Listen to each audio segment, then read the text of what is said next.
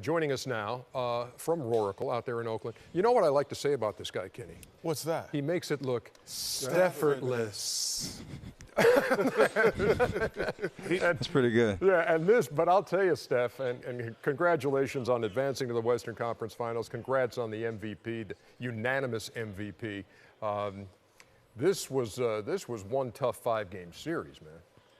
It was for sure. You know, I heard a lot of talk about Portland. You know, they're a great team, have a lot of talent, a lot of firepower, and especially when they make the 3-ball, it's tough to kind of separate yourself from them. So, you know, we knew it was going to be a dogfight every game. We were down pretty much 10 points or so, you know, the last 4 games. So just had to grind it out, and thankfully we got it done. Steph, Shaq, congratulations again to you and your family. I'm sure you pretty much knew that you were the MVP, but did you really think that you would be the first unanimous MVP? Never in my wildest dreams. I mean, I grew up watching the game, and, you know, there's a lot of legends, including yourself, MJ, you know, LeBron, Larry Bird. I can go on and on. I'm proud to be a part of that group, and you know, to have that honor is just unbelievable.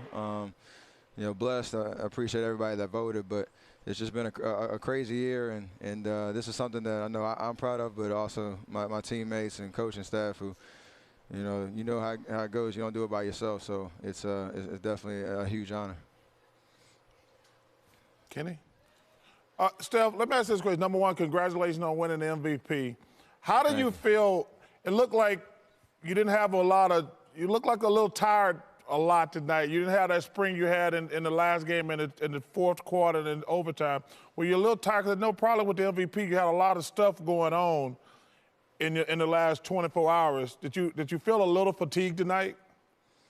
Yeah, it's been a wild 3 days, to be honest with you. From the first day I came back in Portland, game 4, and you know, on a minute restriction and ended up playing 36, 37 minutes and giving everything I had that night, and then come back home with the festivities yesterday. It was emotionally draining for sure, and my body was kind of in shock after missing so much time, but in the playoffs, I mean, there's really no excuses. You got to go out and, if you're playing, you know, do what you can do.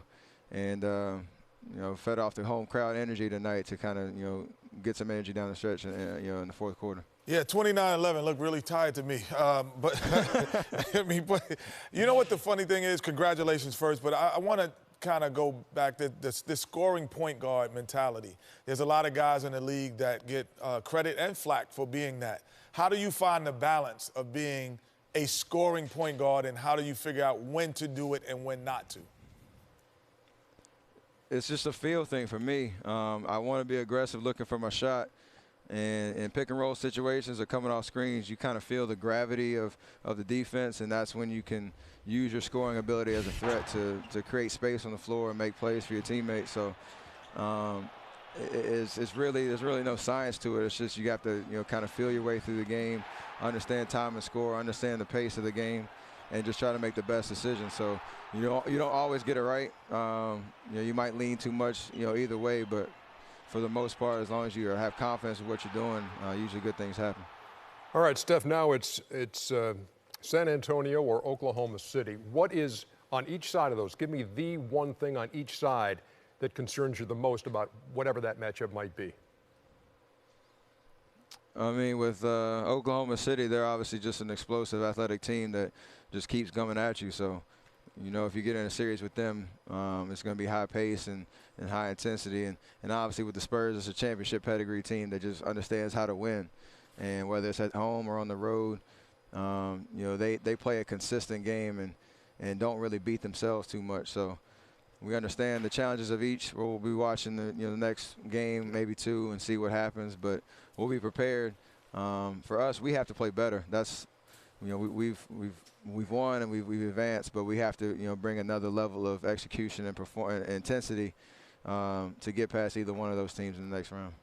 So let me ask this one question. When they switch and put a big guy on you, oh my gosh, you actually, in your mind, and you can tell the truth, you kind of start laughing inside a little bit when they switch and put a big guy on you. Is that, be honest? I mean, I feel like I have an advantage. Shaq, what'd you say? Barbecue chicken? Barbecue chicken, baby. That's what he says. That's you feel like you have space, and if you can, handle the ball and maybe even get a three or get by him into the paint, be able to make plays or finish at the rim. You feel like you have the advantage in that situation, especially when you get that big guy on his heels. Steph, as all of us are basketball fans, good to see you back on the floor. Congratulations again. Congratulations, on buddy. moving on and on the Congrats. MVP. Congrats. And Kiss Riley for me. I will. yeah, thanks for hanging with us, man. Thanks. Steph Curry joining us from Oracle.